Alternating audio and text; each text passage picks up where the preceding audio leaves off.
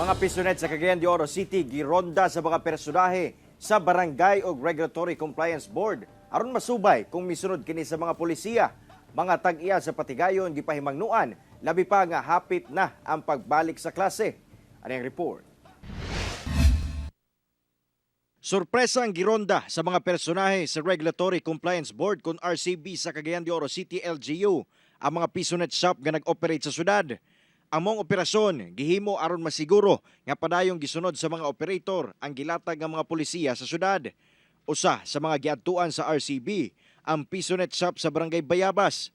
Gilantaw sab sa otoridad kung nakablock sa mong mga computer unit ang mga pornographic sites nga hugot gibawal. Nagpahimangno sab ang ahensya ngadto sa mga tag-iya nga dili magpasulod og estudyante panahon sa ting klase. Balik na po ang klase.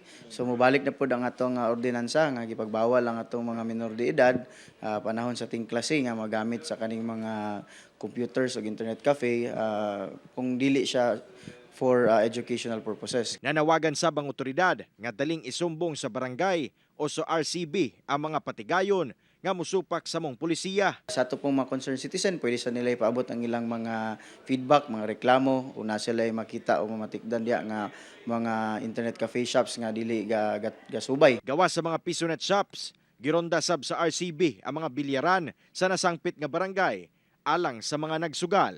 Kauban si Makoy Simpron sa kamera. Ako, si Cyril Chavez para sa At Home with GMA Regional TV.